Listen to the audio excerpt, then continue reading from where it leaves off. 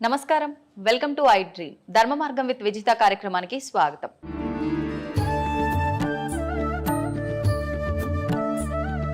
ఇప్పుడు మనం చేసుకున్న కర్మలను బట్టే మనం జన్మ తీసుకుంటాము. మంచి చెడు పనులను బట్టే మనం పైన స్వర్గం నరకం వెళ్ళటం కానీ, మళ్ళీ ఒక జన్మ తీసుకొని వచ్చి ఇక్కడ అనుభవించే విధానం కానీ కూడా ఆధారపడి ఉంటుందంటారు కదా. అయితే ఇప్పుడు ఒక మనిషి జీవం కోల్పోయిన తర్వాత ఆత్మ వెళ్తే పైకి వెళ్ళి అక్కడ ఏదో ఒకటి అనుభవిస్తూ ఉండాలి, స్వర్గంలోనో నరకంలోనో. కానీ ఎందుకు ఇలా దుష్ట శక్తుల రూపంలో, ప్రేతాత్మల రూపంలో మన చుట్టుపక్కల ఇప్పుడు మీరు చెప్పినట్టుగా తిరుగుతున్నాయంటారు? కర్మ విపాకం చెందకపోవడం, కర్మ విముక్తి కలగకపోవడం, వాళ్ళు చేయవలసిన కొన్ని కర్మలు తీరక, వాళ్ళ కోరికలు తీరక. అందుకే సనాతన ధర్మం అన్నీ చెబుతూ కూడా ఒక మాట చెప్పింది. ఏంటి? ఎప్పటికెప్పుడు నువ్వు సత్యం అనే భావన, నేనే సత్యం అనే భావన నువ్వు తెలుసుకో. నువ్వెవరో తెలుసుకో, నువ్వేంటో తెలుసుకో. అంతర్ముఖుడవై ఏ భవబంధములు కూడా శాశ్వతము కాదని, దేని యందు అనురక్తి కలగక, వ్యామోహం కలగక, అన్నిటినీ విసర్జీకృతంతో భావన చేస్తూనే బ్రతుకు. అన్నీ నీవే, చివరికి నావి కావనుకునే సత్యంతో కూడా బ్రతకని చెప్పింది మన ధర్మం. అట్లా కోరికలు పెట్టుకొని వ్యామోహంతో మరణించే వాళ్ళు పోరు, ఆగుతారు. మరి వాళ్ళ పరిస్థితి ఇక వాళ్ళ యొక్క వంశజులు ఉంటారు కదా, తగిన పూజలు, హోమాలు, శాంతులు, దాన ధర్మాదులు చేసి వాళ్ళకు ఉత్తమ స్థితిని పంపించగలగాలి. ఒకవేళ పంపించకపోతే వీళ్ళ యాతన వలన వీళ్ళకు కొన్ని నెగిటివిటీస్ వస్తూ ఉంటాయి, వీళ్ళ సమస్యలు వస్తుంటాయి, వీళ్ళ పనులు కావు, వీళ్ళకి ఇబ్బందులు వస్తుంటాయి, వాళ్ళ కుటుంబ సభ్యులు అనారోగ్య సమస్యలు వస్తుంటాయి. ఎక్కువ రోజులు పితృదేవతలు గనక వేదన పడుతూ ఉంటే వీళ్ళకి పిల్లలు కలగరు. పిల్లలు పుట్టిన పుత్ర సంతానం కలగదు, పితృదేవతల యొక్క శాపం వలన. ఓకే.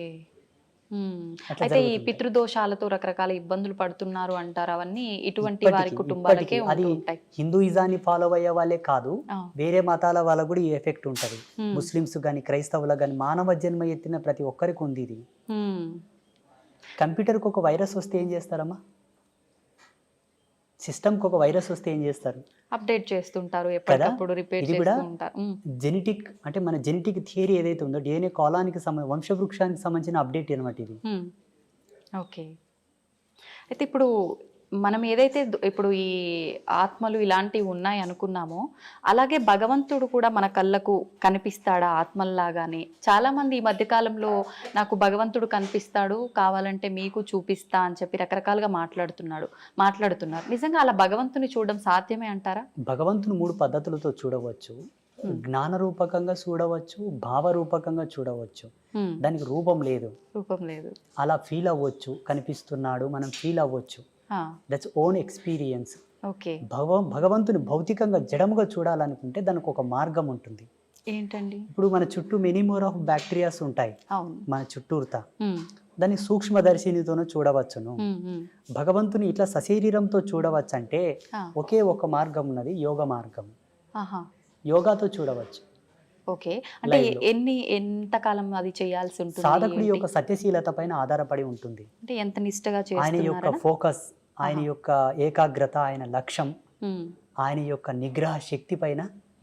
కొందరికి తొందరగా అవుతుంది, కొందరికి ఈ జన్మల కాకపోతే మరు జన్మ తీసుకోవాల్సి వస్తుంది, కొందరికి జన్మాంతంలో కూడా భగవత్ సాక్షాత్కారం కలిగి కూడా విముక్తి పొందిన వాళ్ళు ఉంటారు. అయితే ఒక మానవుడు భూమి మీదకి వచ్చిన తర్వాత ఒక జన్మ తీసుకొని అసలు నా పుట్టుకకు అర్థం ఏంటి, నేను ఏం చేయడానికి వచ్చాను అనేది ప్రతి ఒక్కరు కూడా మర్చిపోయి, ఇందాక మీరు చెప్పినట్టుగా కోరికలు, రకరకాల అంటే వ్యామోహాలు, బంధాలు, బంధుత్వాలు, వీటిపైన కొట్టుమిట్టాడుతూ ఉంటారు. పుట్టుక మరణం శాశ్వతం, వెళ్ళాల్సిందే, మోక్షం పొందడం కోసం మనం అవన్నీ కర్మలు క్లియర్ చేసుకొని భగవంతుల్లో ఐక్యం అవడానికి ఇవన్నీ అని చెప్పి మీలాంటి వాళ్ళు చెప్తూ ఉంటారు.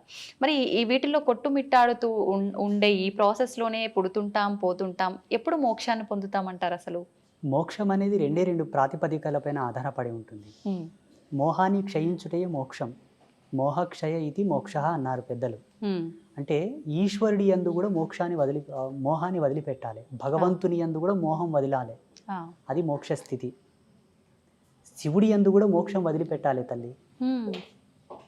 ఆ శివుడు ఉన్నాడు అన్న మోహాన్ని, మోక్షాన్ని వదలాలి, అదే మోక్ష స్థితి. నారాయణుడు ఉన్నాడు, నా నారాయణుడు అన్న స్థితి కూడా వదిలిపెట్టాలి, అదే మోక్షం. ఇక ముక్తి అంటారా, అది సంసార సారథ్యంలోనే సాధ్యం తప్పిస్తే సన్యాసులకు ముక్తి లేదు.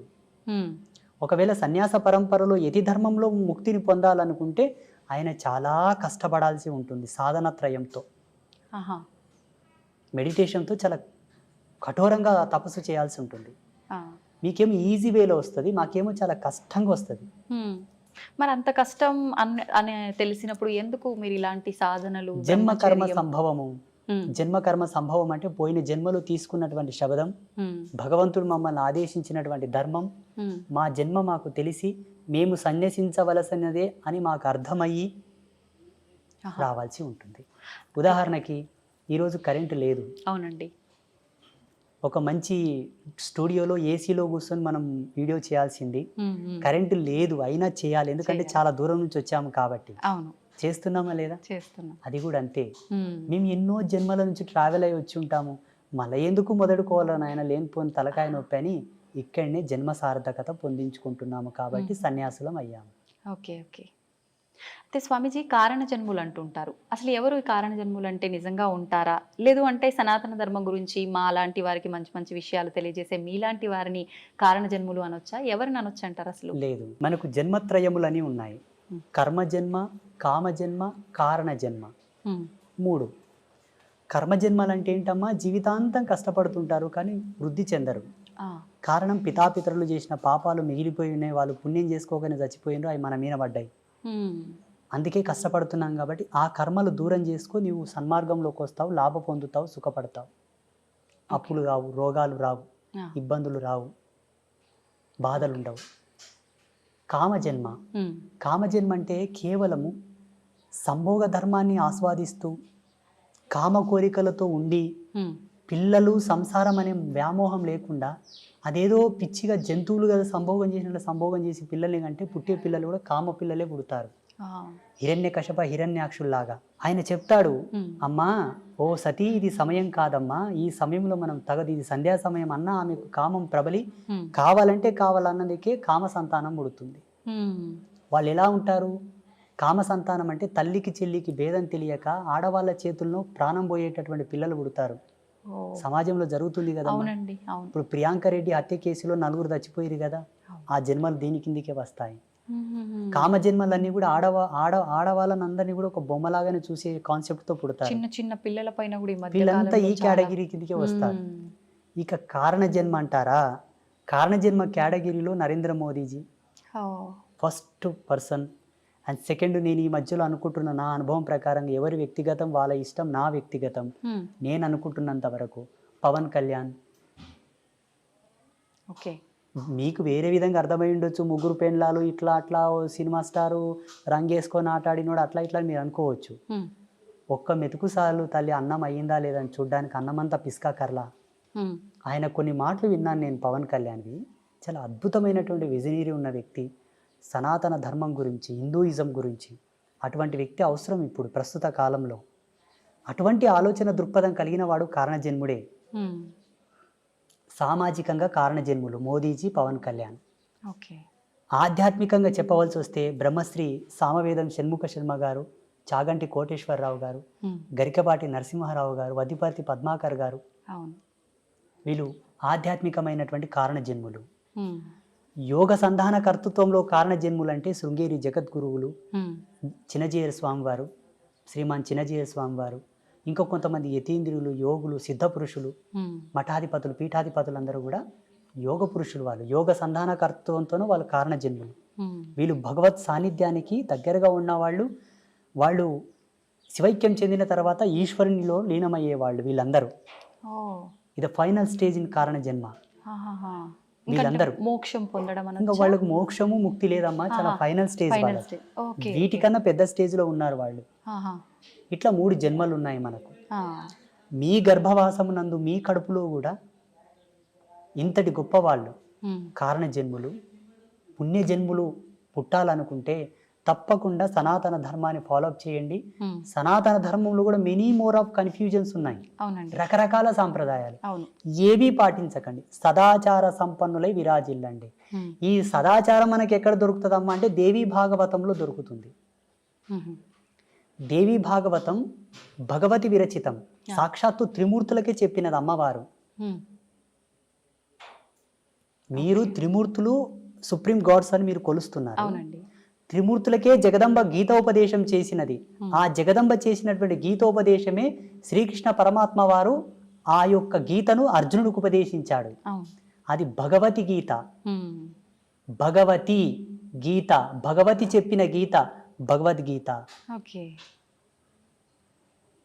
అర్థమవుతుందా? అర్థమైందండి. మీకు ఒక ఫోటో నేను పంపిస్తాను, దీని మీద స్క్రీన్ మీద స్క్రోల్ చేయండి. అలాగే. కృష్ణ పరమాత్మ జగదంబను చూపుతూ అర్జునునికి గీతోపదేశం చేస్తాడు. ఆ ఫోటో బయటికి రిలీజ్ చేయరు చాలా మంది, ఎందుకంటే పక్షపాతం. అక్కడ స్త్రీమూర్తి హైలైట్ అవుతుంది కదా. అవును. అవును. వద్దు, మాకు అది వద్దు. దేవుళ్ళ విషయంలో కూడా పార్షియాలిటీస్. లేకపోతే ఇప్పటికీ ప్రతి సందర్భములో అవును. అవును. యజ్ఞమూర్తి ఎవరు, మంత్రతంత్ర అధిష్టాన దేవత ఎవరు, వేదమాత ఎవరు? అమ్మవారి గుళ్ళకు శోభ లేదు తల్లి. దక్షిణ భారతదేశంలో ఉంది, ఎందుకంటే దక్షిణ భారతదేశంలో ఆధ్యాత్మికతకు స్వతంత్రత ఉన్నది కాబట్టి. ఉత్తర భారతదేశంలో ఉన్న శక్తిపీఠాలన్నీ వెలవెలబోతున్నాయి తల్లి. అది నా బాధ. సెంట్రల్ గవర్నమెంట్ నాకు అధికారం ఇస్తే భారతదేశంలో శక్తిపీఠాలకు ఉండే వైభవం ఏ దేవాలయానికి ఉండదు. నేను కట్టించి చూపిస్తాను స్వచ్ఛందంగా. అమ్మవారి గుడి అంటేనే ఒక అద్వితీయమైనటువంటి అజరామరమైనటువంటి కళాఖండముల చేత విరాజిల్లేటట్టుగా నేను కట్టిస్తాను. కానీ ఉండాలి. పేరులోనే అర్థం ఉంది కదా, మన శక్తి పీఠం, అది భూమికి శక్తి. అవునండి. ఎర్త్ ఫిట్ లాగా పనిచేస్తుంది అది. మన భౌగోళికమైనటువంటి ఈ భూప్రపంచాన్ని కంట్రోల్ చేసేటువంటివి. మళ్ళీ అమ్మవారు అందుకే నన్ను పుట్టించిందేమో అనుకుంటాను నేను. నా భావన, నా వ్యక్తిగతమైన భావన, మీ భావన కాదు, నా భావన. చూద్దామండి ఏమవుతుందో. మీరు అన్నట్టుగా ఆలోచించడం కాదు, ప్రతి ఒక్కరు మనసులో ఉన్నదే. ఆడవారిని కొంచెం చిన్న చూపుగా చూస్తుంటారు. ఎవరింట్లో వాళ్ళకే కొంచెం చిన్న చూపు ఉంటుంది. సమానంగా సంపాదించినా, సమానంగా గౌరవం ఇచ్చినా, ఏ రకంగా అయినా కూడా ఉంది. ఇప్పుడు మీరు చెప్పేదాన్ని బట్టి చూస్తే, అంటే ఈ పీఠాలు ఇవన్నీ అయితే మేము రీసెర్చ్ చెయ్యము, తిరిగి చూడం కాబట్టి, అంటే అమ్మవార్ల ఆలయాల పైన కూడా ఇంత వివక్ష ఉంది స్త్రీ అని ఉంది. మీరు ద్వాదశ జ్యోతిర్లింగాల దేవాలయాలు చూడండి. అవును. అష్టాదశ శక్తిపీఠాల దేవాలయాలు చూడండి. అవును. మీకు లైవ్లు ఇప్పుడే కనిపిస్తాయి కదా. పురుష దేవుళ్ళకు సంబంధించిన కాన్సెప్ట్ ని ప్రవచనకర్తలు అలా చెప్పారు. ప్రవచనకర్తలు చెప్పడం ద్వారా ఇప్పుడు జనాలది ఏం తప్పు లేదమ్మా. మాలాంటి వాళ్ళు ఏం చెప్తే అది వింటారు. మీరు ఇంతకుముందు అన్నారు కదా, ఎవరు వచ్చి ఏం చెప్తే అదే వింటారు గురూజీ జనాలు, మరి ఎటు పోవాలి జనాలు అన్నది మీరు అడిగారు చూసారు. అది సత్యమే. అలా వెళ్ళిపోయారు. కానీ వేదాంత తర్క సంవాదం యొక్క మూలం చెప్పన, మంత్రతంత్రాల యొక్క మూలం చెప్పన, అమ్మను ఆశ్రయించిన వాడే ముక్తిని పొందగలడు. ఇది సత్యం. అందుకే కదా త్రిమూర్తులు ఆమె పాదాలు అక్కడ పడుతున్నారు. ఇప్పుడు చూడండి, ప్రపంచంలో ఎక్కువ శాతం పురుషులందరూ కూడా స్త్రీలలాగా మారుతున్నారు. స్త్రీలు పురుషుల్లాగా తక్కువ మారుతున్నారు. అవునండి. లింగ మార్పిడి చేసుకొని అధిక సంఖ్యాకులు పురుషులు స్త్రీలలాగా అవుతున్నారా, స్త్రీలు పురుషుల్లాగా అవుతున్నారా? పురుషులే స్త్రీలలా అవుతున్నారు. పురుషుడు యథార్థంకి వస్తున్నాడు కాబట్టి అది సత్యం. కానీ అలా జరగడం మంచిది కాదు. ఇది సృష్టి విరుద్ధమే కదా. విరుద్ధమే. అలా మారకూడదు. ఒకవేళ ఆడపిల్లల యొక్క గుణగణాలతో స్త్రీ యొక్క స్వాభావికంతో ఒక పురుషుడు పుట్టినప్పటికీ సాధ్యమైనంత వరకు 100% వాని మోటివేట్ చేసి వాని ద్వారా ఒక జన్మనిప్పియాలి, వానికి సంసారం ఇవ్వాలి. కానీ ఏదో మహిళలాగా చేష్టలు చేస్తున్నాడని వాని కన్వర్ట్ చేయకూడదు. ఇప్పుడు అందరూ అలాగైతే జగత్ సృష్టి ఎట్లా జరగాలి తల్లి? అవునండి. మీకు జన్మనిచ్చిన తల్లిదండ్రులు కూడా ఇట్లా చేసుంటే మీరు పుట్టేవాళ్ళ? అవును. అది మనకు కావాల్సింది. 100కు 1,000,000 ప్రయత్నం చేయగా కూడా వాళ్ళు మాడలేదంటే ఈశ్వరార్పణంగా చేసేసేయండి, తప్పులేదు. ఇది నా అభిమతం. ఏమంటారు? కరెక్టే అండి. వాస్తవమా కాదా? వాస్తవమే. అది ఎంతసేపు బ్రతికినా మీరు యాంకరింగ్ ధర్మంలో, ఎలక్ట్రానిక్ మీడియా ధర్మంలో వాళ్ళు, సన్యాస ధర్మంలో నేను, సమాజం అంతా కూడా భావి తరాలను దృష్టిలో పెట్టుకొని బ్రతకండి. ఈనాడు మనం చేసింది రేపటి తరాలకు అది ఆచారం అవుతుంది. మా పెద్దలు చేసిండ్రా, మేము తీసేయం దీనిని అంటారు డైరెక్ట్. చేసేటప్పుడే ఆచితూచి చేయండి. అంతే. ఇంకోటి, మన మీడియా ద్వారా అందరికి నేను ఒక రిక్వెస్ట్, చెప్పండి. ప్రకృతిని కాపాడండి ప్లీజ్. నిజంగా ఇది అందరికీ చాలా ముఖ్యం. ప్రకృతిని కాపాడండి. ప్రకృతిని కాపాడడంలో ఒక మంచి టిప్ చెప్తాను మీకు. మీ పిల్లల పుట్టినరోజులున్నా, మీ పుట్టినరోజులున్నా, మీ పెద్దల యొక్క తద్దినాలున్నా, దినకర్మలున్నా, ఏదన్నా ఫ్రీ ప్లేస్ ఉంటే అది రోడ్డు పక్కన అక్కడిక్కడ కాకుండా ప్రతి ఒక్కరు ఒక 10 చెట్లను నాటండి. అవును. అవసరం ఉంటే తప్ప చెట్లు కొట్టొద్దు. అవసరం ఉంటే తప్ప కొండలు, గుట్టలు, పర్వతాల జోలికి వెళ్ళవద్దు. వెళ్ళకూడదు. అవసరం ఉంటే తప్ప ఆనకట్టలు కట్టవద్దు. ఎక్కడికక్కడ నీళ్ళని ఫ్లో చేసి పెట్టకండి. విదేశాలలో ఉన్న ఆనకట్టలను కూల్చివేస్తున్నారు ఇప్పుడు. అవునండి. చెరువులను పూడ్చకండి. నదులని ఇబ్బంది పెట్టకండి, కలుషితం చేయకండి. నేచర్ మనకు సహజ సిద్ధంగా ఇచ్చినటువంటి అమృతతుల్యముని వల్ల అవునండి. మనం పాడు చేసుకుంటే భావితరాల్లో బ్రతకలేము. ఆల్రెడీ ఇప్పటికే చాలా పొల్యూషన్ అయిపోయింది, ప్రకృతి చాలా పాడైపోయింది, దానివల్ల రకరకాల అనారోగ్య పరిస్థితులు కూడా ఏర్పడ్డాయి. ఒక దౌర్భాగ్యం చెప్పనా, నదులను దేవతలుగా పూజించే మన దేశంలో నదులన్నీ కలుషితమయ్యాయి. అవును. నది యొక్క విలువ తెలియని దేశంలో అయితే ప్యూర్ ఉన్నాయి. మళ్ళీ ఆ నీళ్లు తాగడానికి కూడా పనికిరావు. ఇది దౌర్భాగ్యం భారతదేశంలో. ఇలా కావడానికి కారణం ఏంటో తెలుసా? సనాతన ధర్మం ఇంకా కూడా స్వతంత్రతను పుంజుకోలేదు అనుకుంటాను నేను. సనాతన ధర్మానికి స్వేచ్ఛ లేదని అనుకుంటాను నేను. ఉండగలిగితే ఈ నదులెందుకు ఇట్లా కలుషితం అవుతాయి, ఆ దేవాలయాల మీద ఎందుకు దాడి జరుగుతుంది? అవునండి. జగదంబ నాకు ఒక అవకాశం ఏమని చెప్పండి, అమ్మవారిని. తప్పకుండా అండి, కోరుకుందాం అందరం. మీరు కోరండి, నేను అడిగితే ఇవ్వట్లేదు. అవునా? మీ అంతటి సాధువులు అడిగితేనే ఇవ్వలేదు, నేను అడిగితే ఇస్తుందంటారా? నీకెందుకురా వెళ్ళా, నువ్వు ఊక నాతో జపం చేసుకొని కూసరా అంటది అమ్మ. అవునా? బహుశా మీలాంటి వాళ్ళు అడిగితే ఇవ్వచ్చేమో. నాకు గనక అమ్మవారు అవకాశం ఇస్తే నేను ఏం చేస్తానో తెలియనా? చెప్పండి. గోవుని జాతీయ జంతువుగా ప్రకటిస్తాను. సెకండ్, ఈ భారతదేశంలో ఉండేటటువంటి సహజ వనరులు, జీవనదులు, పర్వతాలు, అరణ్యములనన్నిటినీ కూడా ధర్మమూర్తుల యొక్క ఆధీనంలో ఉండేటట్టుగా రాస్తాను. ఎందుకంటే ధర్మమూర్తులకంతా దూరదృష్టి కలిగి ఉంటుంది. నదుల్లో కలుషితాలు కలవనివ్వరు, చెట్లని కొండల్ని కొట్టనివ్వరు, ఆపుతారు. ఎందుకంటే పర్వతాలను పూజిస్తాం మనం, చెట్లను పూజిస్తాం మనం, నదులను పూజిస్తాం కాబట్టి వాటి జోలికి వెళ్ళనియరు. ప్రసిద్ధ పీఠాలు ఉన్నాయి, శృంగేరి జగద్గురువులు ఉన్నారు, పెద్ద పెద్ద పీఠాధిపతులు ఉన్నారు. ఆ ప్రదేశం అంతా కూడా వీరి ఆధీనంలో ఉంచేటట్టుగా నేను చట్టం తీసుకొస్తుంటే, దీన్ని అంతా నువ్వు కంట్రోల్ చేయాలని చెప్తుంటే. ఇప్పుడు మీరు చేసే ఈ సాధనలు వీటన్నిటి వల్ల ఈ మార్పులు సాధ్యం కావంటారా? ఖచ్చితంగా చట్టం చేతిలో ఉండాలంటారా? 100% సాధ్యం అవుతుంది. కాకపోతే సామాజికమైన మర్యాదలు కొన్ని ఉన్నాయి కాబట్టి. వెనకతలకు ఒక స్వామీజీ, నాలాంటి స్వామీజీ ఒక యజ్ఞం చేసి యజ్ఞశక్తిని ధారపోశాడు, లోక వినాశనం అవుగాక అని. అందులో వాళ్ళ శిష్యులు కూడా ఉన్నారు, వాళ్ళు కూడా పోయారు. అంత జ్ఞానం తెలిసిన ఆయన కూడా అక్కడ తప్పు. ఈ తపస్సులు, మంత్రబలము, మంత్ర ప్రయోగములు కూడా కొన్ని ధర్మాలతో చేయబడతాది కాబట్టి ఎలా చేద్దామన్నా అందులో అందరూ ఉంటారు. అది కదా వచ్చింది ముప్పు. ముందు వెనక ఆలోచించాల్సి అది అశ్వత్థామ కదా బ్రహ్మాస్త్రాన్ని ప్రయోగించాడు కానీ వెనక్కి తీసుకోవడం తెలియదు ఆయన. అట్లా ఎన్నో మూలాలు బతికే ఉన్నాడంటారు, ఇది నిజమేనా అండి? మీరు ఒకవేళ హిమాలయస్లో ఒక సిటీ ఉంది, ఒక ప్లేస్ ఉంది, అక్కడికి వెళ్తే ఆయనతో మీరు ఫోటో కూడా దిగవచ్చు, సెల్ఫీ. నిజమా? -60 degrees సెల్సియస్లో చలి ఉంటుంది అక్కడ, -60. మరి ఒకవేళ వెళ్తామంటే కెమెరామ్యాన్ మీరు వెళ్ళండి. అది ఎలా సాధ్యపడుతుంది అంటారు? గడ్డగట్టి పోము అక్కడే అడుగు పెట్టిన దగ్గరే లేరు అనడానికి అవకాశం లేదు. సప్త ఋషులు ఉన్నారు, యోగ పురుషులు, సిద్ధ పురుషులు, మహావతార్ బాబాజీ కూడా ఉన్నారు ఇప్పటికీ. చాలా మంది యతీంద్రియులు, సిద్ధ పురుషులు ఉన్నారు. లేరు అని మీరు కొట్టిపాడేయకూడదు, ఎందుకంటే మీకు అనుభవం లేదు, మీరు చూడలేదు. మేము చూసాము కాబట్టి ఉన్నారని చెప్తున్నాము.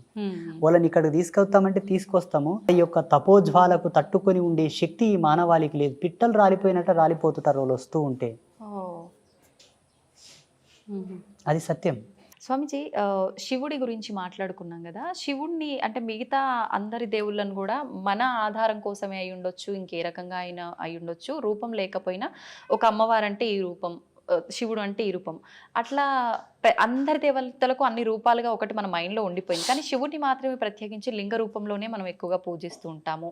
అందులో కూడా మళ్ళీ రకరకాల లింగాలు, ముఖ్యంగా పార్థివ లింగానికి చాలా ప్రత్యేకత ఉంది అని చెప్తూ ఉంటారు. ఏంటి ఆ ప్రత్యేకత? పార్థివ లింగాన్ని మనం ఆరాధించడం వల్ల ఎటువంటి ఉపయోగాలు ఉంటాయి? ఇవన్నీ వైజ్ఞానికమైన మూలాలతో, ఇవన్నీ సైంటిఫిక్ ఇన్స్ట్రుమెంట్స్తో కూడి ఉన్నటువంటి సెట్టింగ్స్. ఇవాళ ఈ ప్యాటర్న్ అంతా కూడా అవన్నీ కూడా ఒక్కొక్క రకమైనటువంటి సందర్భానికి, ఒక్కొక్క రకమైనటువంటి ధర్మానికి, స్థితికి, అవస్థకు సంబంధించినటువంటి పూజనీయతలు.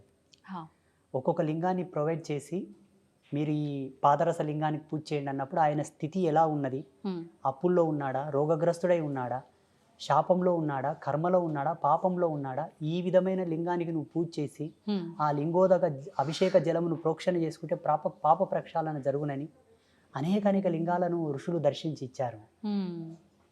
లింగం ఒక కన్ను, ముక్కు, చెవి, చేతులు, అవయవాలు లేకుండా నిరాకార స్థితిలో ఎందుకు ఉంటుందంటే అమ్మ, ఈ బ్రహ్మాండం అంతా కూడా అదే స్థితి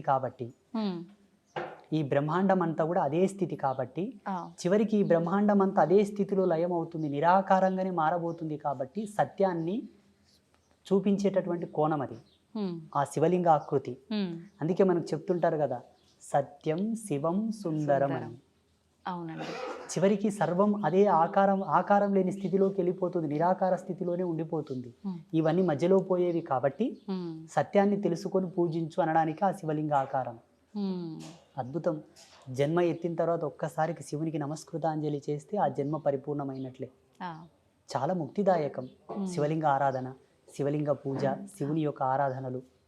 విశేషించి ఈ కార్తీక మాసంలో ప్రతి మహిళ సంధ్యా సమయమునందు, ప్రదోష కాలమునందు శివలింగము ముందు చక్కటి దీపాన్ని గనక వెలిగించి నమస్కారం చేసుకుంటే ఆమె ఇల్లు, ఆమె సంసారం పండుతుంది, చల్లగా ఉంటారు. చాలా విశేషమైన ఫలితాలు ఉంటాయి. స్వామీజీ, శివుణ్ణి పూజించే వాళ్ళలో చాలా మందిలో ఒక సందేహం ఉంటుంది, అది నాకు కూడా ఉంది. శివుణ్ణి ఆరాధించే వాళ్ళకి ఆయన అనుకున్నవన్నీ తీరుస్తాడు, కానీ ఎక్కువగా పరీక్షలు పెడుతూ ఉంటాడు, చాలా కఠినమైన ఇబ్బందులకు గురి చేస్తుంటాడు, ఆ తర్వాతే ఆయన ఏదైనా మనకి ఇవ్వదలిస్తే ఇస్తాడు అని చెప్పి అనుకుంటూ ఉంటాం. ఇది నిజమే అంటారా?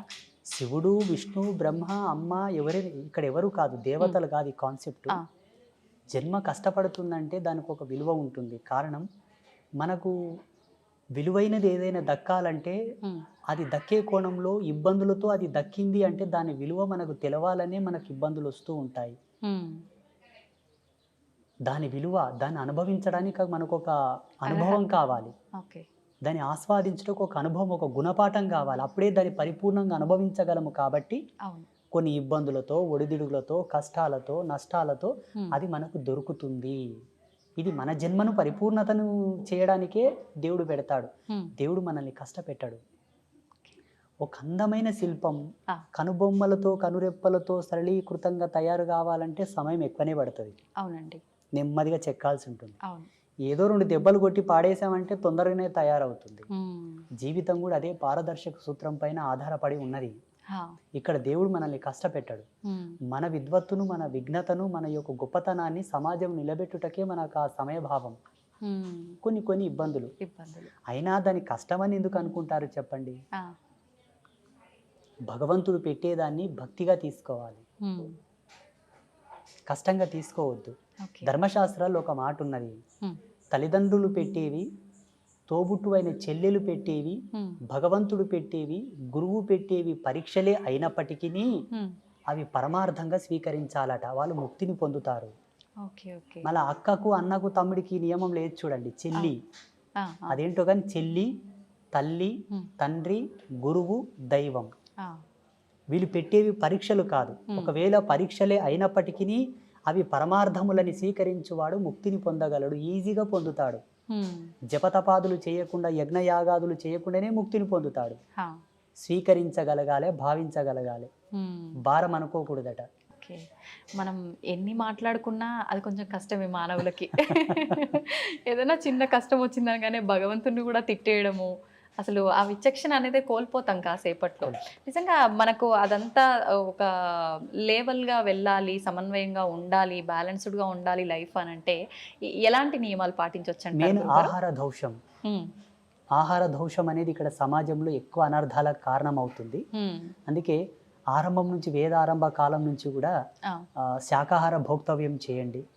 శాకాహార భోక్తవ్యం చేత జన్మ పరిపూర్ణమైనటువంటి ఆలోచనలను సృజించుకోగలదు, తీసుకోగలదు, తనను తాను నియంత్రించుకునే కంట్రోలర్గా మారగలడు.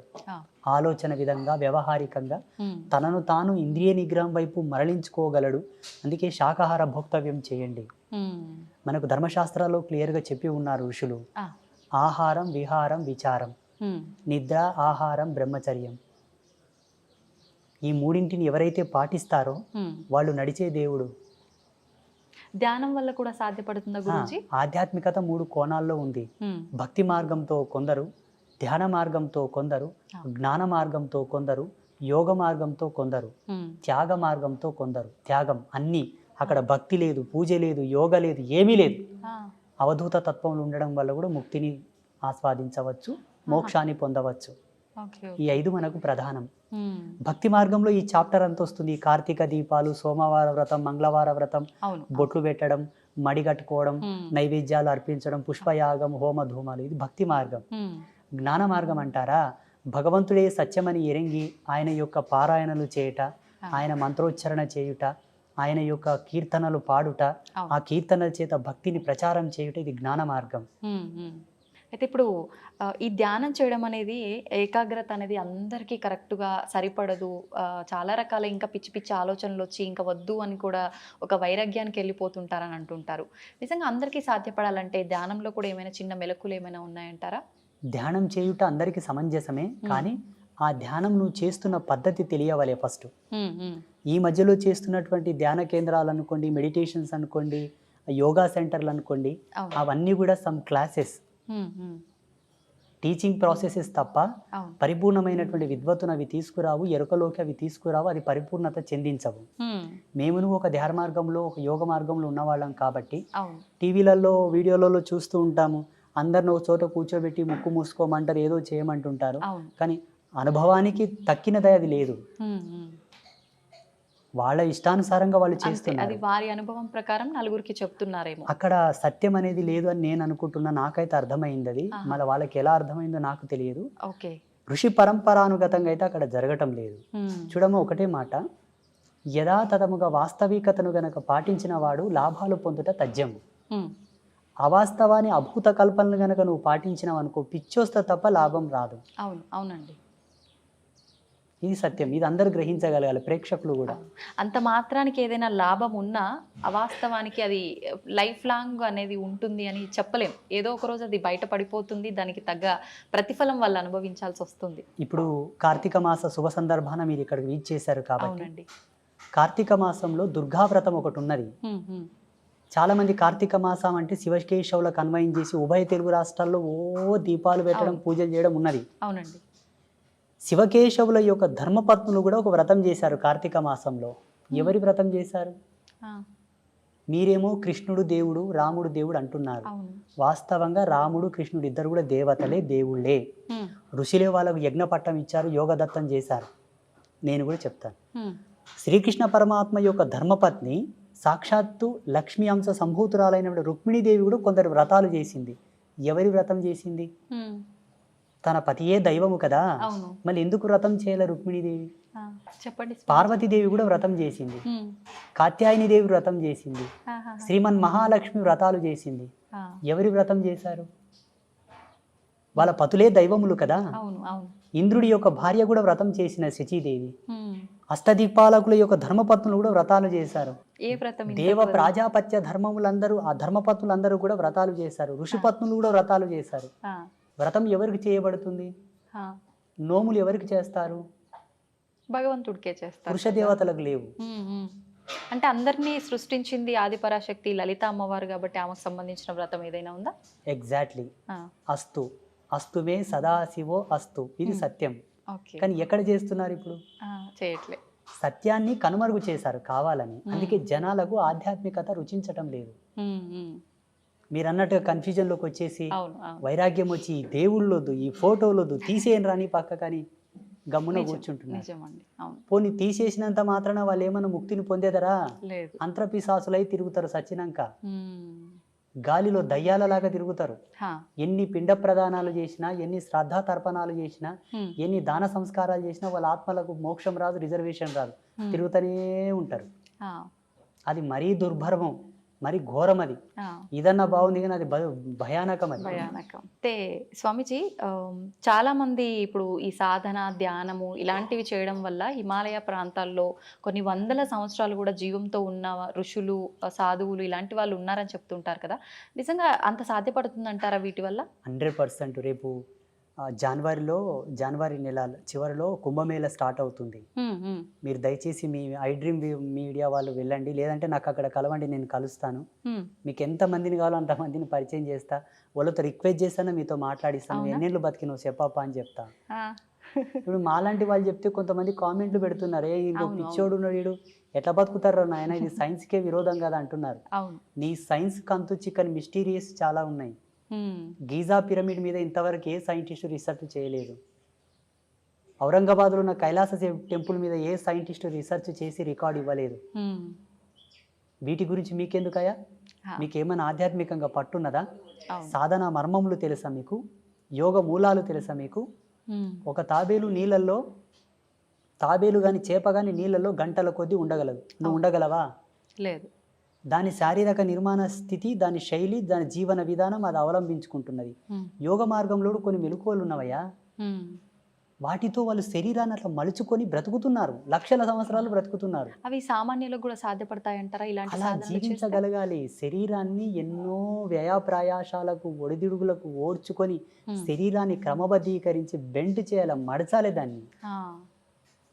చాలా రిస్క్తో కూడుకున్నది. చాలా. మీకు లైవ్లో ఇప్పుడు మీరు చాలా రేర్గా నాకు పరిచయం అయ్యారంటే ఈ మధ్యలో పరిచయం అయ్యారు. అవునండి. ఇక్కడ సమీపంలో యానగుంది క్షేత్రం ఉంటుంది, మాణికేశ్వరి మాత. అమ్మ 82 సంవత్సరాలు నిరాహార యోగినిగా ఉండే మొన్నటి వరకు. 2 సంవత్సరాలు అయింది అమ్మ శివైక్యం చెంది, అంటే జీవ సమాధి అయింది. మొన్నటి వరకు అమ్మవారు చెప్పింది, నేను ఈ కలియుగంను వీడిపోతున్నాను, కలియుగంకు ఒక మహమ్మారి వస్తుంది చూడని. అమ్మవారి సమాధి చెందిన వారంకే కరోనా ప్రవేశించింది భారతదేశంలో. ఇంతకంటే లైవ్ సాక్ష్యం ఏం కావాలి? ఆమెకు తెలుసు కదా ఈ మహమ్మారి వస్తుందని. అమ్మ ఇంకొక మాట కూడా అన్నది, ఏంటండి? ఊరుకో పతివ్రత ఉంటే ఊరు పొలిమేరకు ఏ విఘాతం జరగదట. ఆ పతివ్రత ధర్మంతో. ఊళ్ళో ఒక సాధువు ఉంటే ఆ ఊరికి ఏ విధమైన అనర్థాలు జరగవట. అలాగే ఈ భారతీయ భౌగోళిక స్థితికి మాలాంటి తాపసులు అడ్డున్నారా, అందుకే మహమ్మారులు ప్రవేశించటం లేదు. నేను వెళుతున్నాను, వస్తుంది మహమ్మారి, దీన్ని ఆపగలిగినటువంటి యోగకర్తం ఏదైనా చేయండి అన్నది అమ్మవారు. వాస్తవంగా అమ్మవారు పోయినమ్మనే భారతదేశంకి కరోనా వచ్చింది. అంతకన్నా ముందు వేరే దేశాల్లో నా తాండవం ఆడింది మొత్తం. అమ్మవారు చెప్పిన వాక్కును అనుసరించి మన పీఠంలో గోమాత కళ్యాణం చేసి లోక కళ్యాణానికి ధారపోసాం ఆ యజ్ఞశక్తిని. మళ్ళీ కరోనా వెళ్ళిపోయింది. ఈమె పిచ్చిగా అనిపించవచ్చు కానీ ఈ స్పిరిచువాలిటీ డిపార్ట్మెంట్ అంతా కూడా నేచర్ కంట్రోలర్ సిస్టమ్స్ ఇవన్నీ. ప్రకృతిని మేము కంట్రోల్ చేస్తాం, మీకు చేత కాదు. మిమ్మల్ని ప్రకృతి కంట్రోల్ చేస్తుంది, ఇంతే తేడా.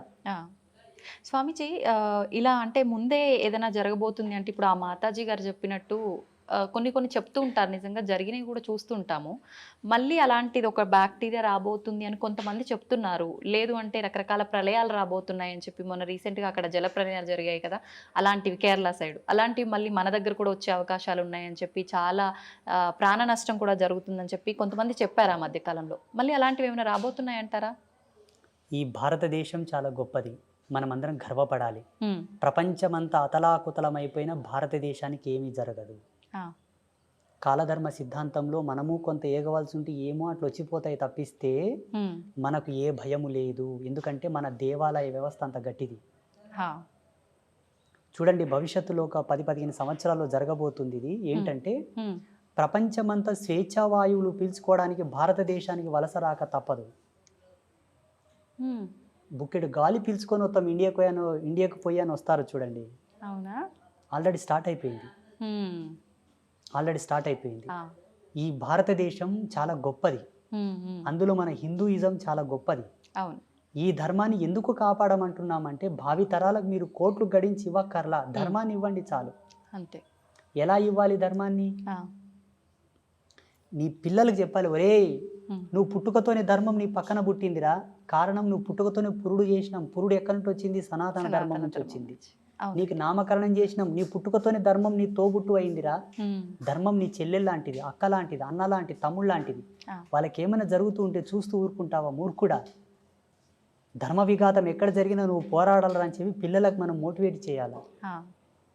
మళ్ళీ అంతే కదమ్మా, పుట్టినప్పటి నుంచి మనకు ధర్మంతోనే కదా అన్ని నేర్పి, అక్షరాభ్యాసము, ఉపనయనము, యజ్ఞోపవీతము, ఇవన్నీ మనకు ధర్మంలోని భాగాలే కదమ్మా. సంస్కృతి ఇచ్చింది మనకు, టెక్నాలజీ ఇవ్వలే. టెక్నాలజీ మనం ఇచ్చిందా? లేదండి. మనం నిత్యం అనుభవించే వాటిలో ఇప్పుడు మీరు చెప్పినట్టుగా పుట్టుక నుంచి చావు వరకు ప్రతిదీ ధర్మంతో, సైన్స్‌తో కూడి ఉంది. ప్లస్ మధ్య మధ్యలో మనకు పండగలు ఇలాంటి వాటి ద్వారా కూడా ఇంకా మన ధర్మం యొక్క గొప్పతనాన్ని కూడా చాలా, తెలియజేస్తూనే అందులో ఉంటారు ఎప్పటికప్పుడు. క్రమశిక్షణ, అవును. నిబద్ధత, హ్మ్. మహిళ యొక్క గౌరవ సూచకం, కుటుంబంలో ఒక మంచి సంఘీభావం, సమతుల్యత, ఐక్యమత్యం, హ్మ్. మంచి సోదరభావం నెలకొనడానికి కూడా మన సంస్కృతులు, మన పండుగలు పెట్టారు మన వాళ్ళు. అవును. అవును. ఎప్పటికప్పుడు బూజు దులుపుకొని ఇల్లంతా తోరణాలు కట్టుకొని హ్మ్. ప్రాణవాయువుని ప్రజ్వరిలింపజేసుకోవాలని చెప్పి పిండి వంటలు, హా! ఆరోగ్యంలో కూడా పలు మార్పులు రావచ్చు అని చెప్పేసి ఆహార పదార్థాలు భోక్తవ్యం చేయడం ద్వారా హ్మ్. జెనెటిక్ రిఫార్మింగ్ కూడా నెగిటివ్ కాకుండా పాజిటివ్ ఉండడానికి హ్మ్.